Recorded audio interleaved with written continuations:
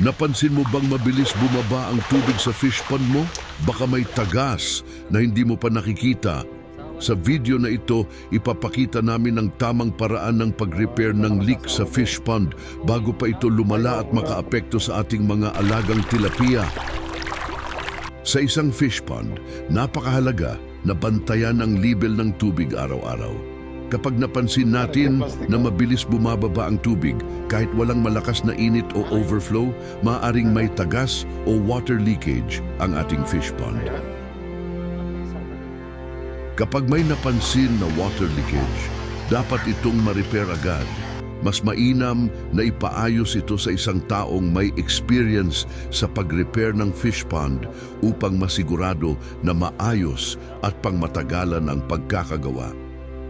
Sa pag-repair, ang unang hakbang ay tukuyin ang eksaktong lugar kung saan may tagas. Karaniwan, makikita ito sa bahagi ng kumbado o gilid ng pilapil kung saan may basa o lumalabas na tubig.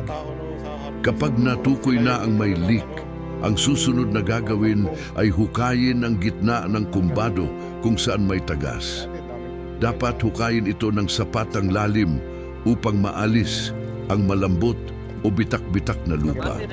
Siguraduhing tanggalin ang lahat ng parte na maaaring daanan ng tubig.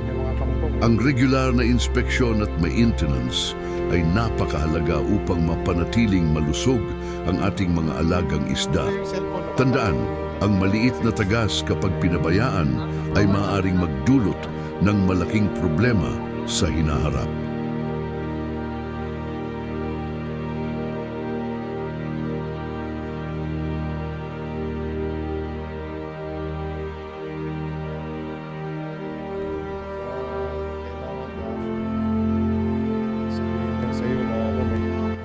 Ihanda ang mga plastic na pangtakip sa mga leaks. Mas mabuti kung ang gagamitin ay makapal at matibay na plastic tulad ng mga sako ng feeds na hinugasan at pinatuyo muna. Siguraduhing walang butas ang plastic bago ito ilagay upang mas epektibo ang pagharang sa tagas ng tubig.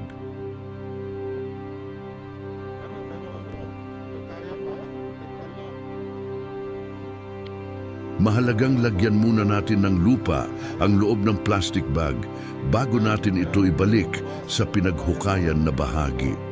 Bakit? Dahil ang lupa sa loob ng plastic ang magsisilbing pabigat at pampatibay para mas dumikit ito sa mismong bahagi na may leak. Siguraduhin na ang ilalagay nating lupa ay medyo basa at pino. Mas maganda kung galing mismo ito sa hinukay natin para pareho ang klase ng lupa at mas effective ang sealing. Kapag napuno na ng sapat na lupa ang plastic, itali o isara ito ng maayos para hindi lumabas ang laman. Pagkatapos, maingat natin itong ilalagay sa gitna ng kumbado kung saan eksaktong may tagas. Ididiin natin ito ng maigi para siguradong nakadikit at walang espasyo na pwedeng daanan ng tubig. Mga punong-punong sa bangus o tilapia. Bangus.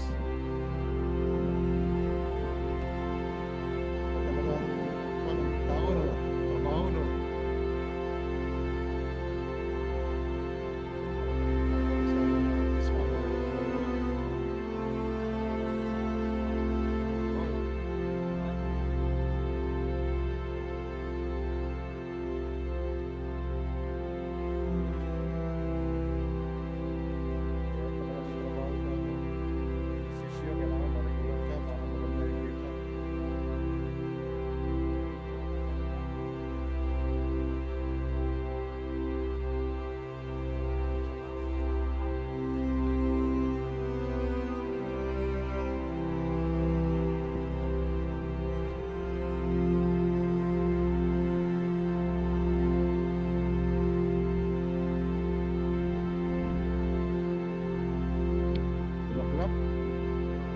Para sa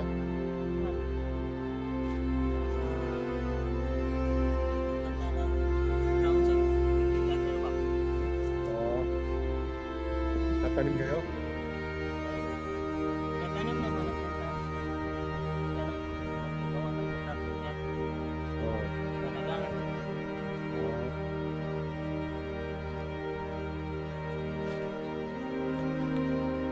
Pagkatapos maihanda ang plastic, ilapat ito ng maayos sa mismong bahagi ng leak.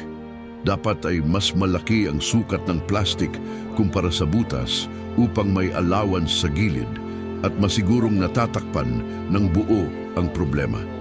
Kung kinakailangan, maaaring doblehin ang plastic para mas matibay ang pagkakakabit.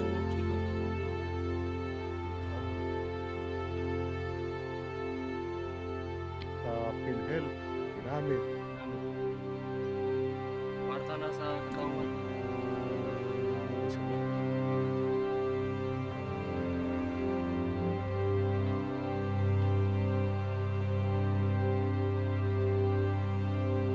Ngayon, ilagay natin ang plastic na may laman na lupa sa mismong hinukay na kumbado.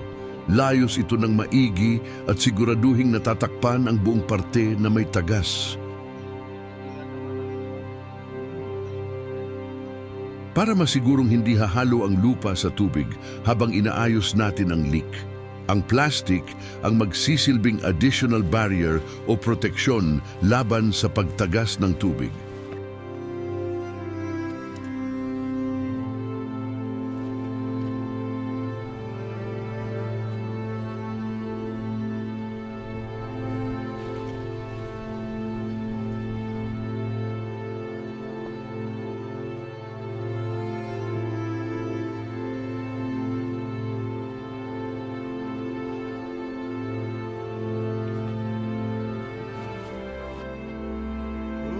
Tapunan na. Pagkatapos nito, tamping mabuti ang lupa, tapakan o pukpukin ng dahan-dahan para masiksik at maging compact. Napakahalaga ng tamang pag-compaction para hindi na muling magkaroon ng butas o singaw ang ating fish pond.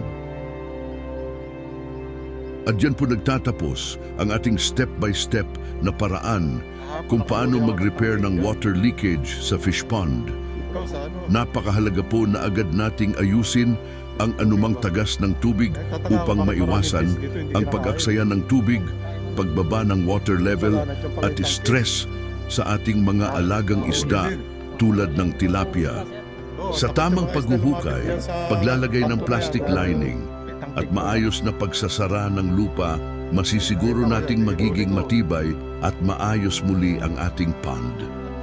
Kung may natutunan po kayo sa video na ito, huwag kalimutang i-like, i-share at i-subscribe sa Exquisite Info TV para sa mas marami pang farming tips at practical na kaalaman tungkol sa fish pond management.